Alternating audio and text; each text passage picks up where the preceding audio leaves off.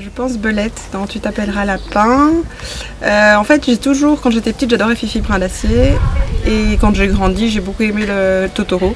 Et en fait, Belette, c'est un peu un mix entre Fifi Brin d'Acier et Totoro. Et du coup, je m'y retrouve bien. Elle est un peu sauvage, mais quand même, elle prend bien soin d'elle. Enfin, elle n'est pas trop non plus trop folle. Et voilà, elle habite toute seule, par exemple, et elle s'occupe d'elle-même. Et puis, elle va prendre soin de cet énorme lapin qu'elle va trouver. C'est quelque chose que je pourrais faire. Donc, Belette.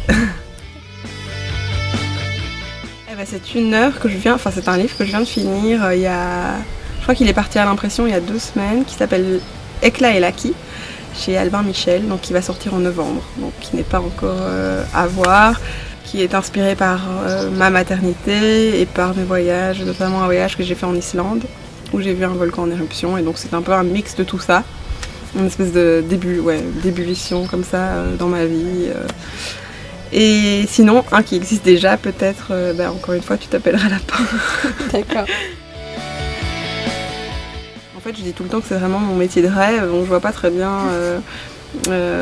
J'aurais voulu peut-être être anthropologue, mais en fait, anthropologue un peu comme quand on l'imagine quand on est enfant, pas aller faire du terrain, et voilà, mais en fait, je pourrais pas choisir un autre métier, franchement.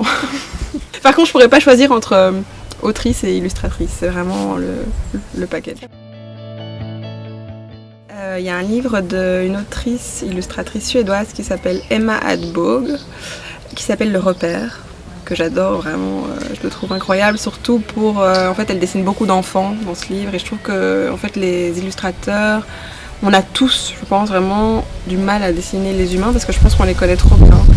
Et donc souvent, je trouve, en tout cas moi, ils sont très figés, alors qu'elle a vraiment réussi à leur donner leur âme d'enfant dans ce dessin. Et puis l'histoire est vraiment chouette, en même temps c'est drôle et c'est super beau. Donc voilà, Le Repère d'Emma Hadbog.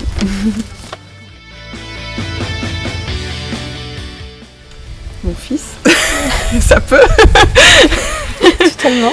Oui, en fait, avant sa naissance, je faisais des livres surtout pour les plus grands, donc je sais pas, 5, 6, 7 ans et plus. Et puis il est né, en fait, moi qui ne connaissais rien au livre tout carton, au livre pour les petits, j'étais libraire à un moment et ça m'impressionnait vraiment parce que je ne savais pas pourquoi ça fonctionnait, etc. Et puis il est arrivé, en fait, il m'a dicté parfois il dit quelque chose maintenant qu'il est un peu plus grand et je me dis mais ça c'est un livre. Et en fait c'est très facile parce que je dois juste m'exécuter, faire des images sur ce qu'il dit. Donc voilà, définitivement mon fils. Et j'en viens d'en finir un énorme là, avec Laki, donc j'ai déjà un peu des bribes d'idées pour un autre album. Je vais faire une résidence au Groenland cet été. Et donc j'aime beaucoup les pays nordiques, je suis très inspirée par la nature de ces pays-là. Et donc je pense qu'un livre va naître de cette expérience. J'ai déjà quelques idées, notamment sur la notion de foyer en péril avec le réchauffement climatique par exemple, mais pas que. Voilà.